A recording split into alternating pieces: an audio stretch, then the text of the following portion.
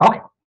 I'm sorry this is taking me so long. I am new to recording in Zoom, and you probably have to fast forward through the start of this recording. Hello, Dr. Palermo, week 9, 7:05. What's happening in 7:05 this week? Let's see. Um, it is week 9. We're over halfway through, folks, and you have a lot of work to do for your 7:06 course. But you should also be working on some of your dissertation stuff, and specifically the annotated bibliography. It is the intention with the ongoing assignment of the bibliography each semester for you to be doing your reading toward your dissertation, noodling around in ProQuest, especially looking at dissertations, reading dissertations related to your interests. But also, I hope that you're reading some fundamental stuff in your theory or in your area of interest. So if you're doing, if you know that your dissertation interest is in reading, I expect you to be an expert in reading, and especially the foundational theories that are driving your notion of change. So whether it's reading or therapeutic models to use with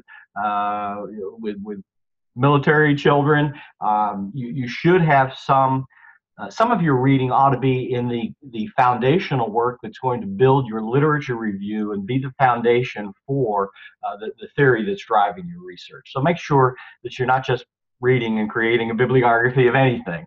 And APA style, well, I'm not as knowledgeable or picky as some folks, Dr. Sabin, are, but whether that period is before the quotes or after the quotes is important, and that will serve you well if you practice it now to get it right for your dissertation. So, Cresswell. So, your annotated bibliography is due by October 27th. That is 10 APA style citations, at least 3 dissertations, and some notes about it. I expect a paragraph of annotation telling about whether this is good stuff, whether it's going to be included in your dissertation or not. Anyway, that's the one assignment that's due.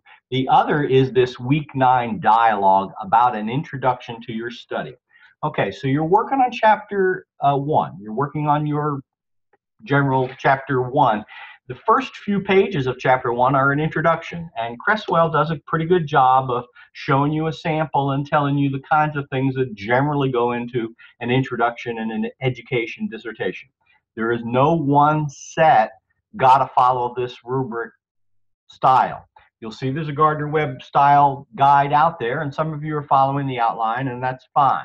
But basically, an introduction should be an introduction to the research problem or problems, maybe one problem, and related questions that you're going to research, and deficiencies, who might find this of interest.